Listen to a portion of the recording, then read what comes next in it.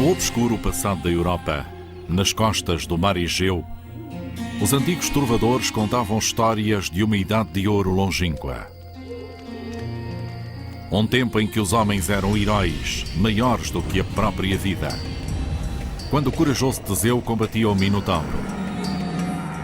E soldados se confrontavam pelo rosto da bela Helena, que fez cair as muralhas de Troia. Durante centenas de gerações, estas histórias foram passando como mitos. Então, no século XIX, dois homens notáveis atreveram-se a acreditar que os mitos eram pistas para os tesouros de um passado esquecido. As suas extraordinárias aventuras puseram a descoberto as raízes da civilização ocidental.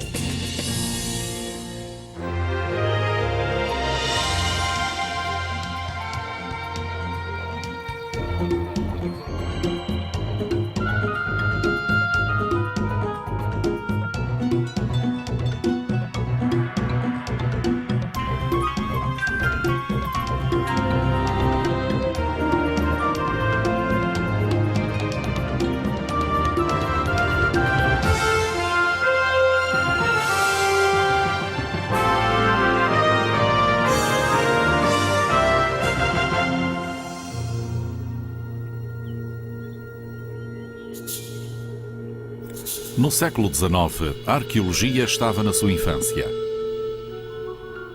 A Grécia Antiga era considerada o berço da civilização ocidental. A sua arquitetura, a mais bela. As suas ideias, o fundamento de tudo o que estava para vir. E, no entanto, as suas raízes anteriores ao século VIII a.C. estavam envoltas em mistério. Será que esta civilização extraordinária brotou do nada? Ou existiu uma outra, quase tão avançada, antes dela?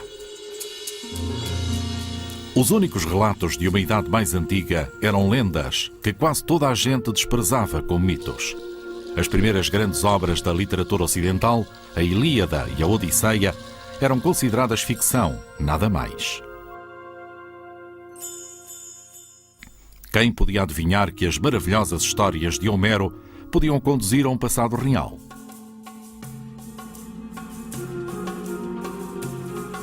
Hoje, em Atenas, um templo clássico marca o túmulo de Heinrich Schliemann. Para alguns, o pai da arqueologia. Para outros, um louco impetuoso. Para Schliemann, as histórias da Guerra de Troia de Homero eram verdadeiras e ele dispôs-se a prová-lo. As suas inacreditáveis descobertas fizeram a história europeia recuar 1000 anos. A história de Schliemann foi romanceada em filmes, livros e até ópera. Mas nenhuma é tão fantástica como as suas próprias histórias sobre si mesmo. I think he thought that he was the center of the world. I think he had a kind of medieval map of the world, in which he was at the center and everything else was in concentric circles around him. And I think he was a most frightful bighead. Schliemann, throughout his life, was pretty cavalier with the truth. He, I don't think, distinguished so clearly as most of us, I think, do between what is true and what is false. He tended to tell the story that suited the moment. Os mitos pessoais de Schliemann mergulhavam na sua infância. Tinha nascido em 1822 no nordeste da Alemanha. Quando tinha 7 anos, ele conta que o seu pai lhe deu um livro de história, com uma imagem da antiga cidade de Troia, em chamas. Magnetizado pelo sítio, o jovem Heinrich perguntou o que é que tinha acontecido à grande cidade. O seu pai explicou-lhe que Troia tinha ardido até às fundações, sem deixar qualquer vestígio. Pouco convencido, Heinrich discordou. Pai, retorqui eu, se esses muros existiram alguma vez, não podem ter sido completamente destruídos. Vastas ruínas deles devem restar, escondidas debaixo da poeira de séculos. No final, ambos concordamos que um dia eu devia escavar Troia. It's a wonderful story. But there's really no reason why we need to believe it. He tells us not a day went by, but that he thought about this goal of earning enough money to go out and excavate Troy. But we have thousands of letters and many diaries when he was a young man. There's no mention of going out and excavating Troy. Schliemann talvez estivesse a tentar velar a realidade de uma infância dolorosa. A sua mãe morreu nova, mas não antes do seu pai, pastor protestante, perder o emprego por ter cometido adultério com a empregada lá de casa. Schliemann teve de largar a escola e ajudar a manter os seus irmãos e irmãs. All this, I think, etched itself deeply onto Schliemann's mind, and he was left him with a bitter resentment about it in later life.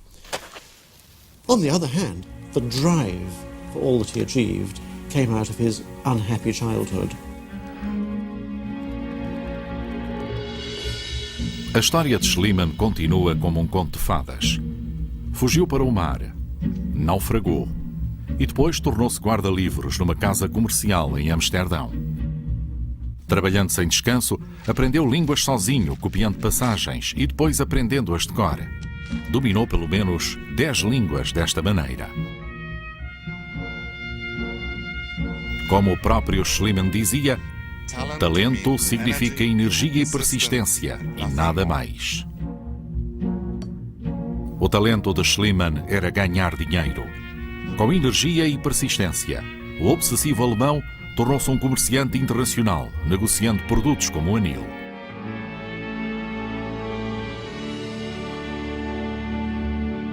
Em 1849, prospectores encontraram ouro na Califórnia. Sempre oportunista, Schliemann juntou-se à corrida ao ouro. Em Sacramento abriu um banco, comprando ouro em pó aos mineiros e emprestando-lhes dinheiro a 12% de juros ao mês. 2 anos mais tarde deixou a Califórnia. Era já um homem muito rico. O meu pior defeito, ser um fanfarrão e um manhoso, trouxe-me inúmeras vantagens. E mais estava para vir. A Rússia estava à beira da guerra e então Schliemann tomou conta do mercado do salitre, um ingrediente da pólvora. A Guerra da Crimeia fez a sua fortuna. Parecia que tudo aquilo em que tocava se transformava em ouro, exceto o seu estatuto social. O seu casamento infeliz com a filha de um advogado de São Petersburgo não ajudou. O mercador pouco educado era marginalizado como novo rico. Agora, com 40 e tal anos, Schliemann apercebeu-se que queria mais da vida do que simplesmente ganhar dinheiro. Queria respeito. The situation in 1868 was that he was adrift. He'd divorced his first wife, a Russian woman. He'd sold up his business in St. Petersburg, and he didn't know what to do. He was going through a kind of midlife crisis. And he took a journey to the Mediterranean, to Italy and to Greece. And it was during the course of that journey, he was looking for something to do with the rest of his life, and he found it. Em junho de 1868, Schliemann chegava às ruínas de Pompeia. Enterrada debaixo de camadas de cinza vulcânica durante quase 1800 anos, esta cidade perdida estava a ser alvo de uma redescoberta espantosa. As escavações tinham posto a descoberto magníficos espaços públicos. E salvo frescos com cenas íntimas das casas enterradas.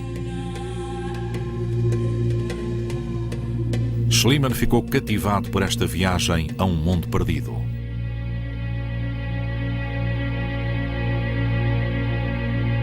Pela primeira vez conheceu um verdadeiro arqueólogo, Giuseppe Fiorelli. Era uma inovação deste italiano injetar gesso na antiga cinza, revelando as formas dos pompeianos apanhados nos seus últimos momentos de vida.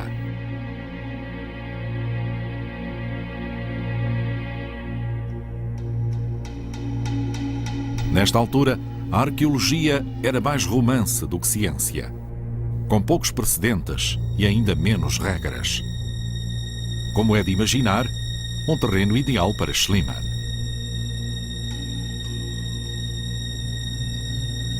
À medida que continuava as suas viagens, os seus diários começaram a refletir uma nova orientação.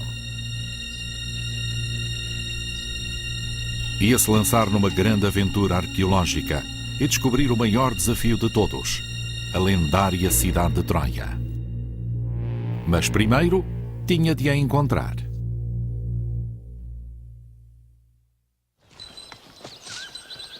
Quando Heinrich Schliemann começou a sua busca de Troia, a maior parte das pessoas acreditava que a cidade era um mito. Pelo menos não estava no mapa. A lenda localizava Troia nos Dardanelos, perto da costa da atual Turquia. Mas nenhumas ruínas identificavam a grande cidade. Era como se o sítio da Guerra de Troia, a maior história de guerra alguma vez contada, nunca tivesse existido. Mas durante milhares de anos as pessoas tinham repetido a história de Homero. Como Helena, o rosto que tinha lançado ao mar 1000 navios, tinha sido levada para Troia.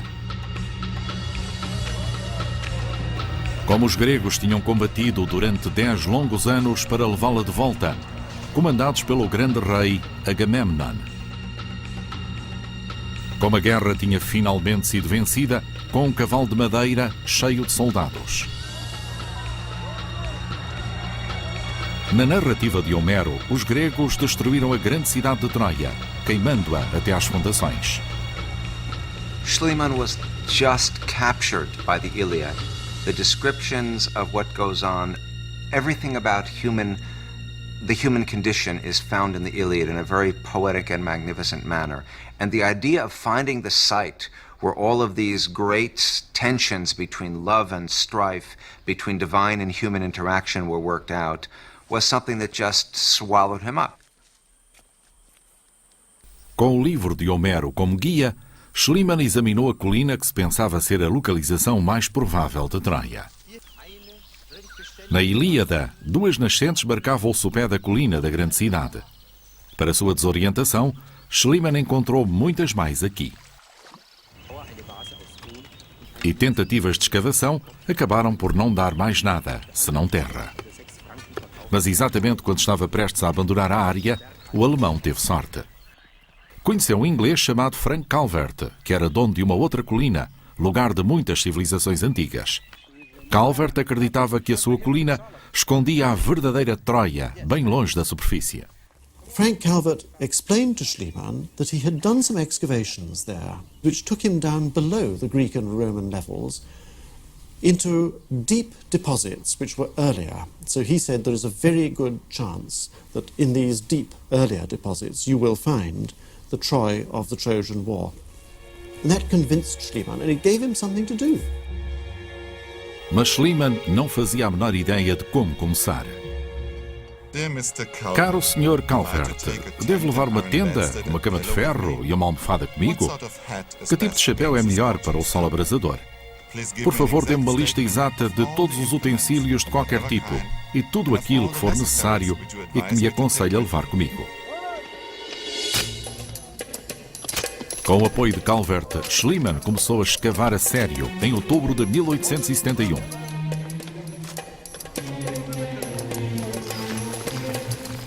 No primeiro dia contratou 8 homens. No terceiro dia já eram 80. O cuidado não era o seu estilo. Partindo do princípio que a Troia de Homero ficava na base da colina, Schliemann mandou os seus homens fazerem uma vala profunda, exatamente no meio dela.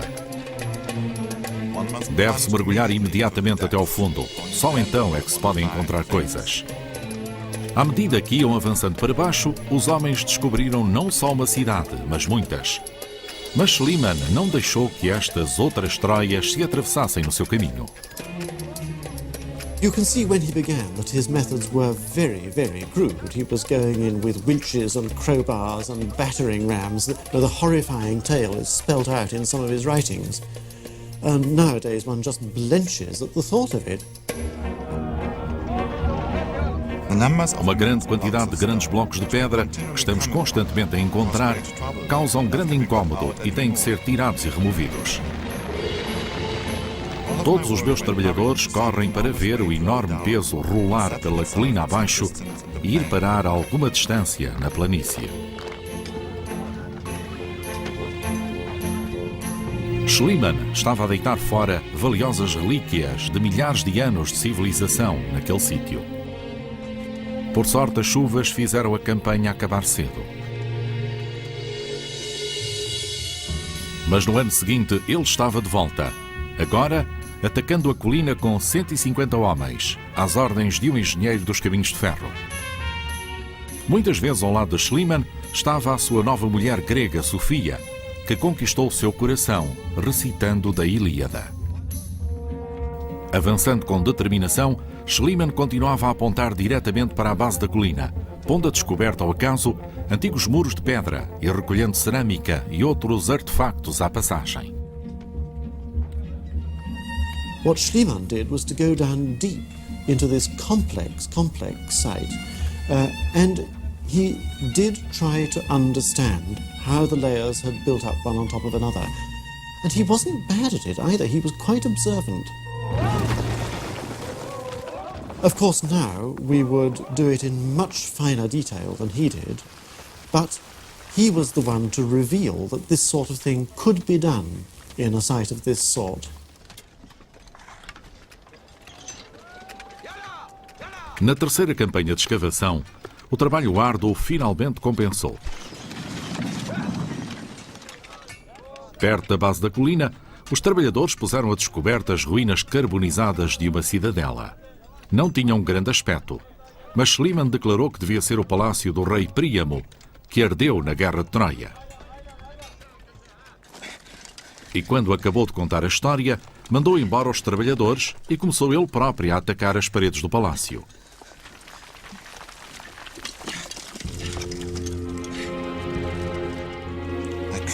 Eu soltei o tesouro com uma grande faca, o que era impossível fazer sem grande risco de vida. Mas nunca pensei em perigo algum. No entanto, ter-me-ia sido impossível remover o tesouro sem a ajuda da minha querida mulher, que se manteve ao meu lado, pronta a guardar as coisas que eu tirava no seu chaile e a levá-las dali.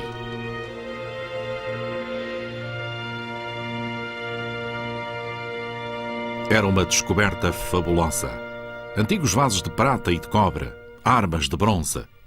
E mais extraordinário do que tudo, requintada joalharia de ouro. Com a soberba habitual, Schliemann anunciou que tinha descoberto o tesouro de Príamo e as joias de Helena de Troia.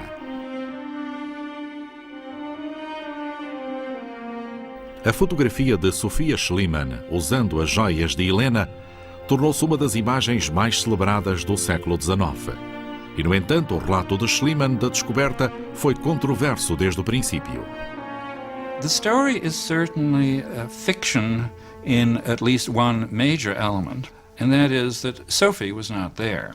Sophie had left about 3 weeks earlier, gone back to Athens, and so she was certainly not there packing the stuff in her shawl and carrying them off. The question is, how much else is true?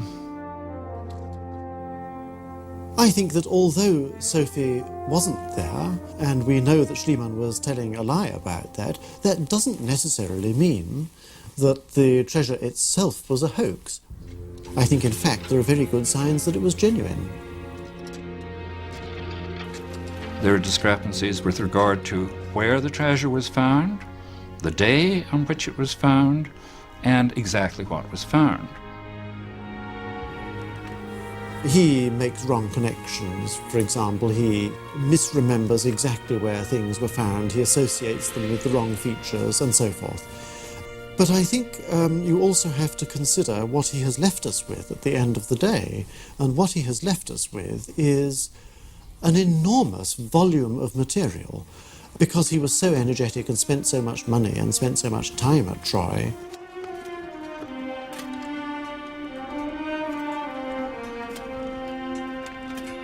Um mestre dos média do século XIX, Schliemann informou o mundo do seu sucesso. Mas primeiro contrabandeou cuidadosamente os seus tesouros para fora da Turquia, ignorando que a sua autorização estipulava que todos os achados pertenciam aos turcos. O astuto alemão estava triunfante, convencido de que tinha descoberto a Troia de Homero, sepultada no mito por mais de 3.000 anos. Sendo ele Schliemann, no entanto, mesmo a fama e o reconhecimento público não podiam ocupá-lo por muito tempo. Homero apontou-lhe uma nova direção, uma cidade rica em ouro. Voltou os seus olhares para Micenas, casa de Agamemnon, chefe dos gregos.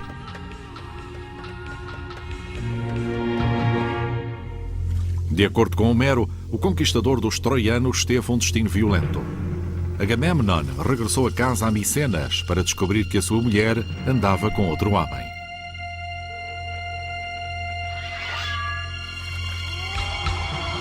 Já tarde, uma noite, os dois assassinaram o grande herói. Era outra história emocionante, motivação suficiente para Schliemann. E com Micenas, o inexperiente arqueólogo tinha uma tarefa mais fácil. Ao contrário de Troia, a cidade nunca se tinha perdido. As suas ruínas pitorescas ainda dominavam uma colina na Grécia, nada longe do mar Egeu. Com fome de ouro, Schliemann começou a escavar em agosto de 1876. Passadas algumas semanas, descobriu indícios de uma zona sagrada. A sorte do homem era inacreditável. À pressa, pôs a descoberto uma série de túmulos reais, cheios de tesouros e esqueletos adornados de ouro.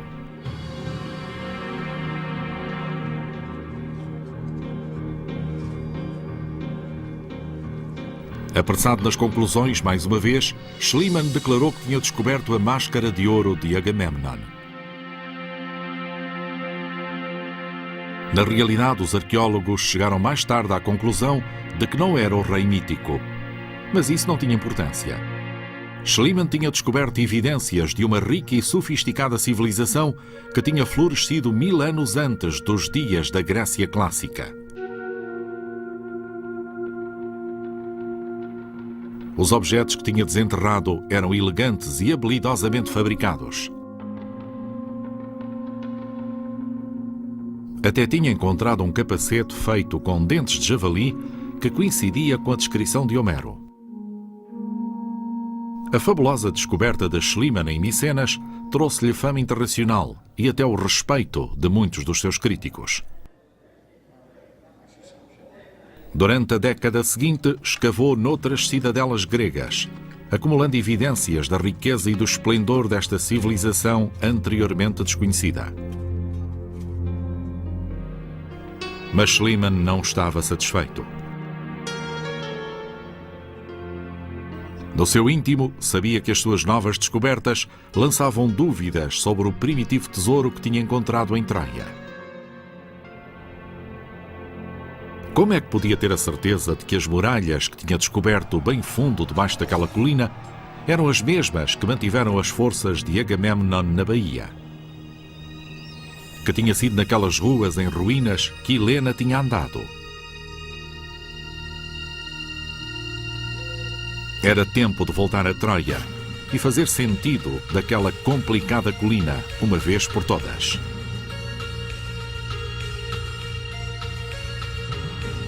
Desta vez, Schliemann avançou devagar e cautelosamente, escavando um novo lugar na beira da colina.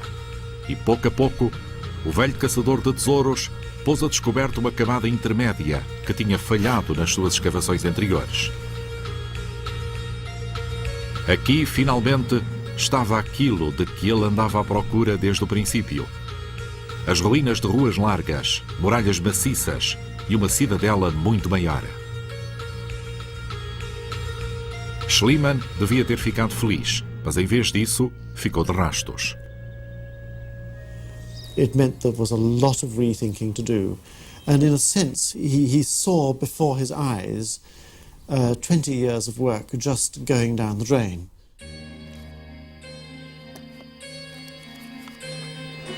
Durante 4 dias, Schliemann retirou-se na sua tenda à procura de respostas.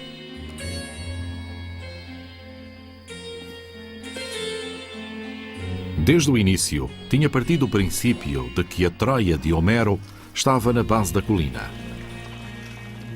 Agora, a sua nova descoberta mudava tudo.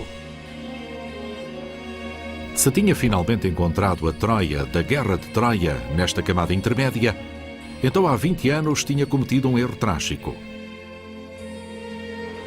Pois na sua pressa de escavar até ao fundo, tinha destruído muito daquilo que estava à procura. Nunca saberia que tesouros se tinham perdido.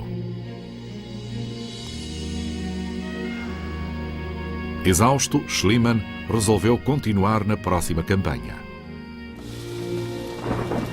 Mas isso não ia acontecer. Sofrendo de uma terrível dor no ouvido, viajou até a Alemanha para ser operado. Depois partiu de regresso a casa, para a Grécia. Nunca lá chegou. Enterrado em Atenas com um funeral de Estado, Schliemann foi chorado até pelos seus críticos. Durante 20 anos, tinha iluminado o mundo da arqueologia antiga com a sua motivação e o seu entusiasmo. Perseguindo os seus sonhos de infância com antigos heróis gregos até ao fim, fez recuar as fronteiras da história europeia. E nesse processo, pôs a jovem ciência da arqueologia no mapa. Entre os muitos que ele inspirou, estava um brilhante jovem chamado Arthur Evans, que tinha visitado Schliemann vários anos antes da sua morte.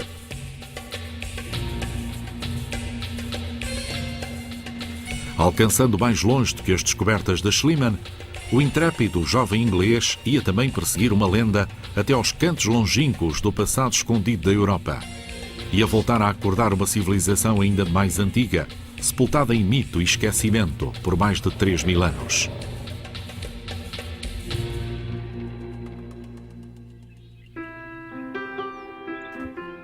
Ao contrário de Schliemann, Arthur Evans parecia destinado a ser arqueólogo.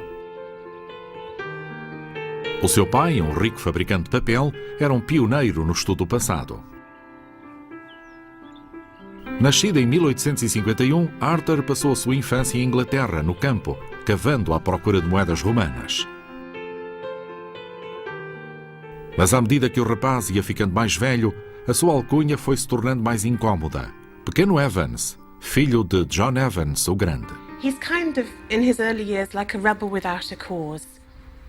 He's looking for something to get hold of, to be different from his father, to prove his own worth. And so, as an expression of this sort of rebelliousness, he did the most romantic thing he could think of, which was to travel to the Balkans. Desde o primeiro momento nos Balcãs, em 1871, Evans rejeitou qualquer hipótese de voltar ao negócio do seu pai. Sentindo-se instantaneamente em casa, vagueou pelos bazares, deliciando-se com a mistura colorida do Oriente e do Ocidente.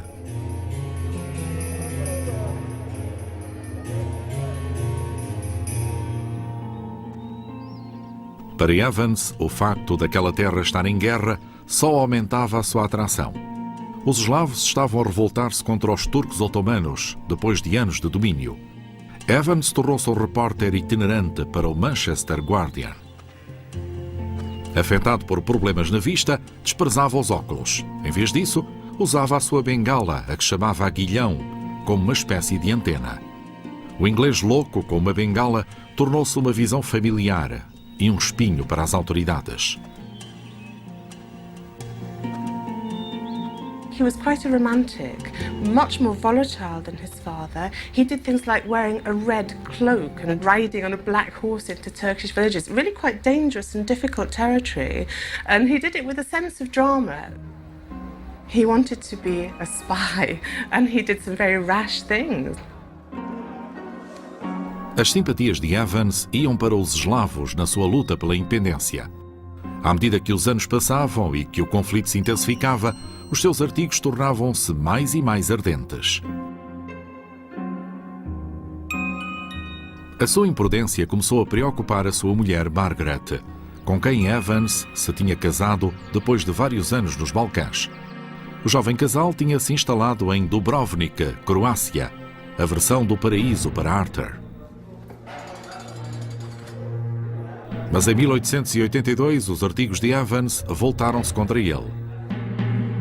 Metido na prisão como espião, lá ficou durante 7 semanas. Característico dele, o jovem aventureiro arranjou uma forma original de comunicar com a sua mulher. Partindo um dente do seu pente de algibeira, tirou sangue do seu braço. Dear Margaret, Querida Margaret, escreveu com seu I'm sangue. fine, Estou bem, but it mas would era be sensato wise to arranjar get a um lawyer. advogado. A sua família conseguiu que ele fosse libertado, mas Evans foi expulso dos Balcãs. Para ele, o paraíso estava perdido. Uma vez em casa, na Inglaterra, a paisagem parecia cinzenta e pesada. Arthur tinha saudades do Mediterrâneo e percebeu que não conseguia ficar quieto. Então, ele e Margaret partiram para uma grande viagem, umas férias que teriam um impacto duradouro no seu futuro. Na Grécia, o jovem casal visitou os sítios habituais venerados pelos europeus cultos como a essência da beleza.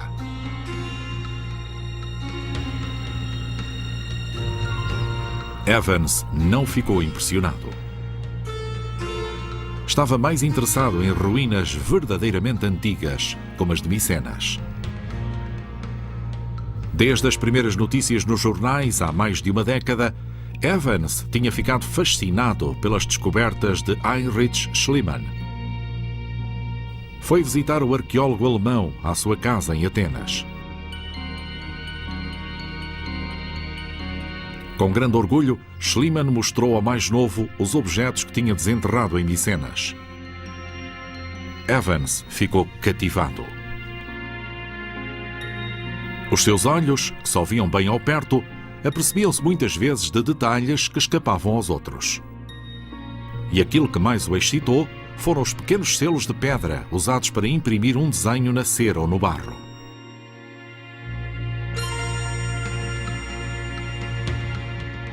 Os seus intrincados símbolos lembravam-lhe a escrita pictográfica como os hieróglifos egípcios.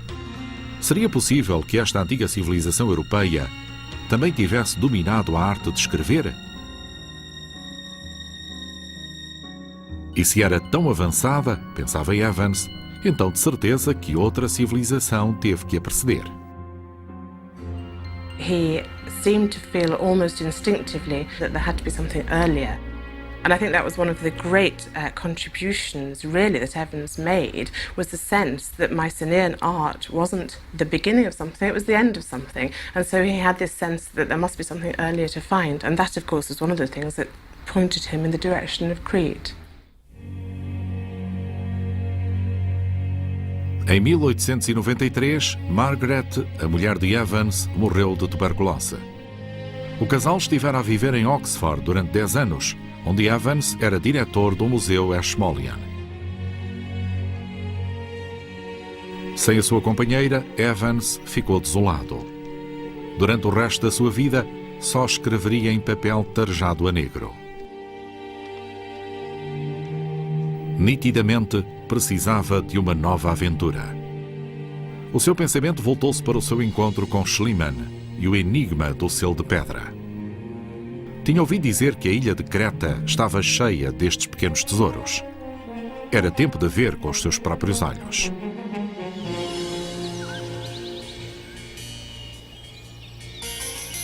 Em 1894, Arthur Evans foi para Creta, uma ilha adormecida no mar Egeu.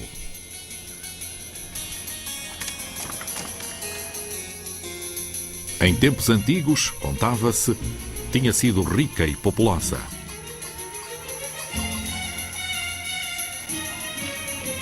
Agora, sob o domínio dos turcos otomanos, estava fora do tempo e intocada.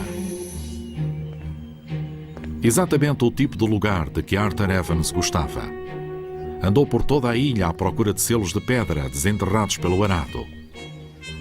Aqui as mulheres chamavam-lhes pedras de leite e usavam-nas ao pescoço para terem leite suficiente para os seus bebés.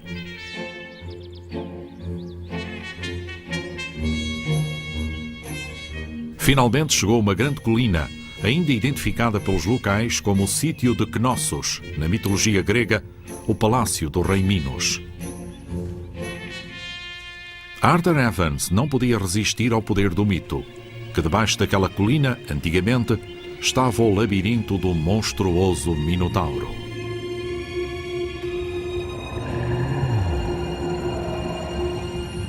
No desenrolar da história, cada ano a cidade de Atenas era obrigada a mandar um tributo ao rei Minos. 7 rapazes e 7 raparigas eram enviados para o labirinto para enfrentar o Minotauro, um monstro aterrorizador, meio homem, meio touro. Ninguém voltava com vida.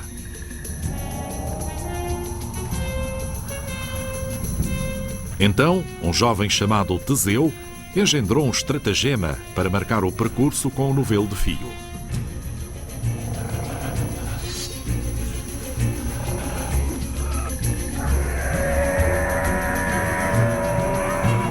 O herói enfrentou o Minotauro numa grande batalha.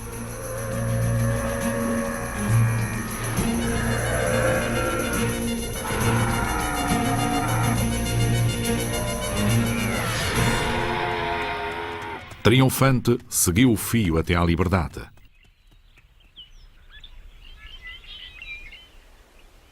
Quando Arthur Evans chegou à grande colina, tinha o aspecto de uma colina qualquer, sem qualquer vestígio de um palácio, e muito menos de um labirinto. Mas Evans encontrou um homem que tinha descoberto alguns grandes vasos de armazenamento perto da superfície. Ele dizia que havia muitos mais, à espera, debaixo da terra. Evans começou a negociar com os turcos, proprietários do terreno.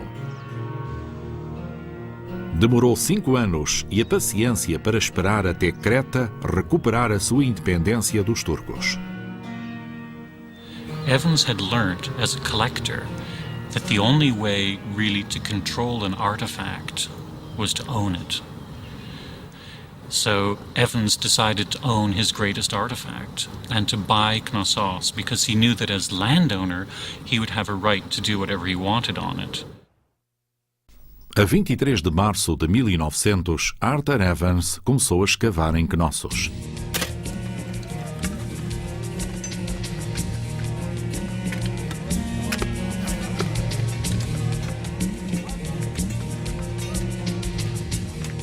No esforço para curar as feridas da recente guerra pela independência, contratou tanto muçulmanos como cristãos, homens e mulheres, para trabalhar na escavação. O próprio Evans estava fora de si com a excitação. There is a bit of schizophrenia almost in Evans where he is trained by his father as the scientific archaeologist. At the same time, the romantic explorer is desperate to get at the treasure.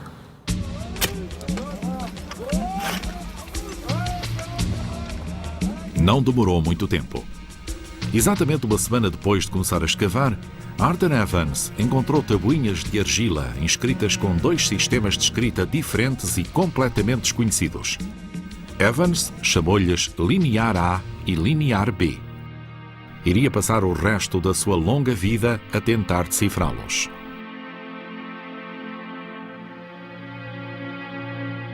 Tesouros ainda mais extraordinários estavam à espera de ser descobertos. Arthur Evans found in the very first weeks of his excavation a wonderful gypsum throne, a stone throne, still in place in a room beautifully decorated with frescoes. It was flanked by griffins, and he was instantly able to announce to the world, this is the oldest throne in Europe, this is the beginning of European civilization.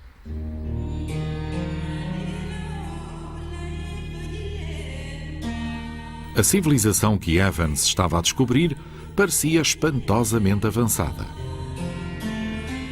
Enquanto o resto da Europa ainda vivia em cabanas, este povo antigo vivia com conforto e esplendor. Essentially, it really was like a grand European palace,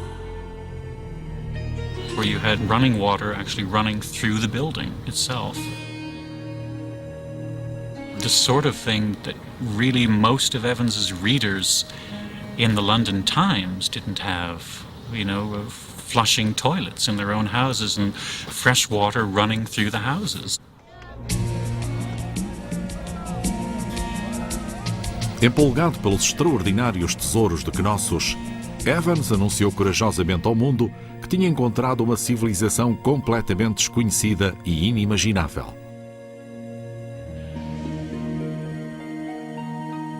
Mais antiga que a Micenas de Schliemann e 1500 anos mais antiga que a Grécia clássica. Decidiu que estes notáveis antigos europeus precisavam de um nome. Chamou-lhes Minoicos, por causa da lenda do rei Minos. Agora, Arthur Evans tinha encontrado uma causa à altura da sua imaginação sem limites.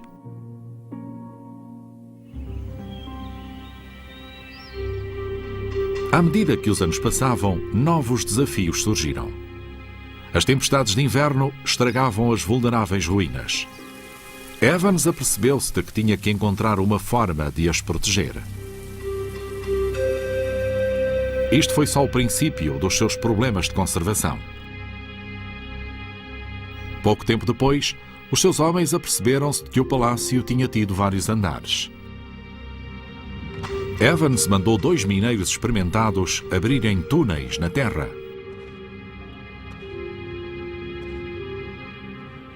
Cavaram durante semanas, acabando por revelar os restos de 4 magníficos lances de escada em pedra. Evans achou que a única maneira de preservar a escadaria era restaurá-la, consoante o seu antigo esplendor. Só era preciso um pouco de imaginação. Really, what started off as a first aid, basically to keep the building intact, grew out of hand a little bit because he began to really enjoy what he was doing. Pouco a pouco, Evans começou a restaurar Knossos. Usando a sua própria fortuna, transformou as ruínas em salas, baseando-se na sua visão pessoal da arquitetura minoica.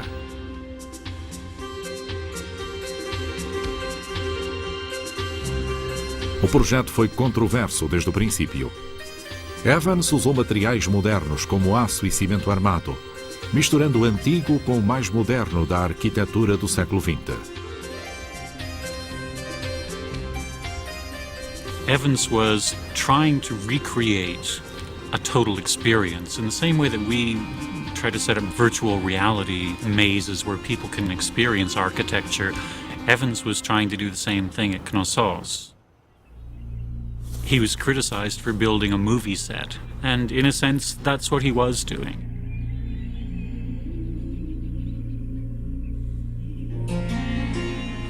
He wanted people to be able to walk through and experience the building.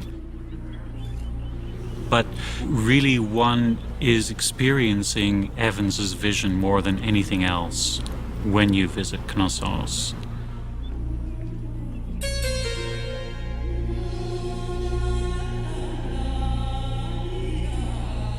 Até os críticos de Evans admitem hoje que o palácio seria um confuso labirinto sem a sua visão unificadora. À medida que mais e mais ruínas eram postas a descoberto, Evans contratava arquitetos para o ajudarem a fazer sentido dos corredores e salas meio destruídos. Começou a pensar que o próprio palácio tinha inspirado o mito do labirinto, pois encontrou 1400 salas numa área de 2,5 hectares.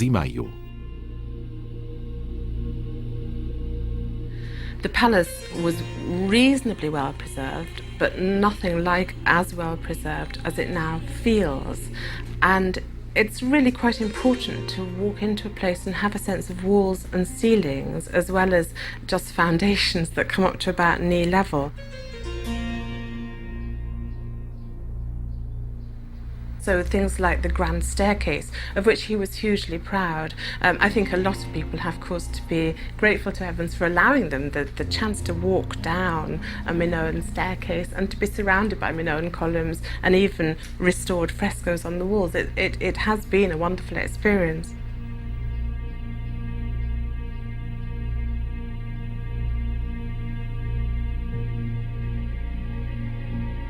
Evans foi inspirado pelos frescos.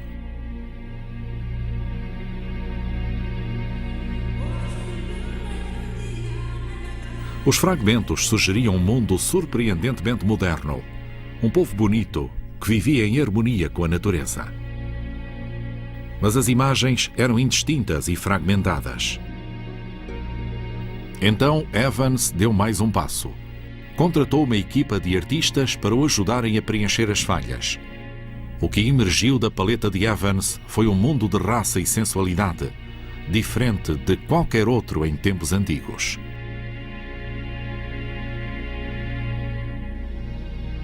Não havia imagens de guerra. As mulheres estavam ao mesmo nível que os homens. Sacerdotisas conduziam o culto a uma deusa-mãe. Mas quanto deste mundo convidativo era verdadeiramente minoico e quanto era criação de Arthur Evans? He idealized the Minoans. He had no real concept that there could be any darker side to their nature, any warlikeness. They were, for him, sort of latter-day hippies, really. They were people who lived in an almost perfect world, a world which I think Evans saw in contrast to the real world. They were almost a sort of escape to him. Durante os anos de Evans em Knossos, o mundo exterior estava estilhaçado pela violência da Primeira Grande Guerra. Evans estava horrorizado com a tecnologia brutal e o poder cruel do século XX. Tal como tinha escapado à Inglaterra industrializada na sua juventude, encontrou refúgio no mundo refinado dos minoicos. Tornaram-se quase reais para ele, um povo perfeito que vivia num mundo ideal. Nos seus escritos, só uma vez Evans admitiu que os seus minoicos pudessem ter um lado violento.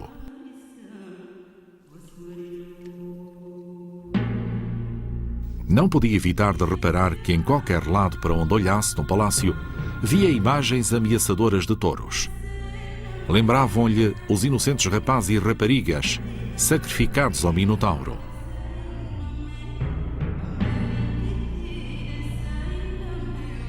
Um fresco perturbava-o. Um touro a correr, com um jovem acrobata em cima a dar um salto suicida. Qual poderia ser o sentido deste desporto cruel, tão parecido com os rituais sangrentos do anfiteatro romano?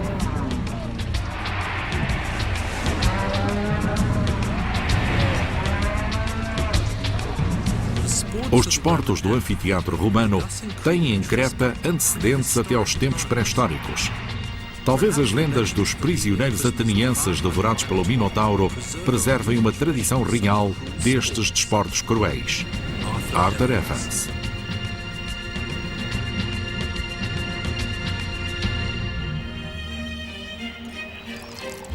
Mas na maior parte do tempo, os minoicos de Evans pareciam ter vivido com toda a graça e refinamento do seu eminente descobridor.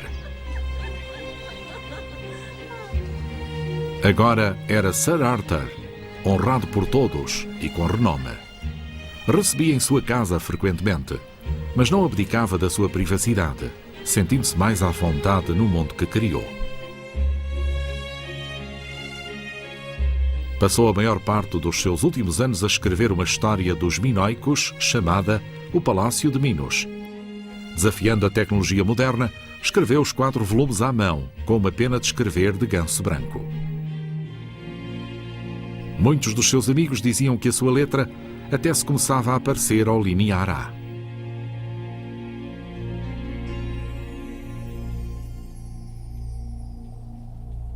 Nos seus escritos, Evans insistia na superioridade dos seus minoicos.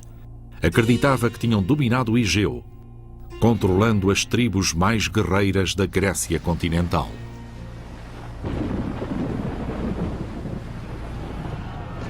Mesmo à luz da evidência contrária, insistia que só um terremoto tinha precipitado a sua queda. Outros arqueólogos discordavam. apontavam para a evidência de que os minoicos tinham sido conquistados pelos micénios, que invadiram vindos da Grécia, cerca de 1450 a.C.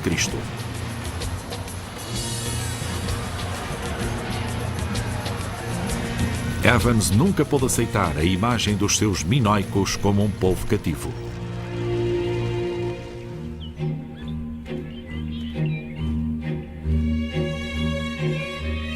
Até ao fim da sua vida, Evans manteve-se fiel ao seu sonho dos minoicos.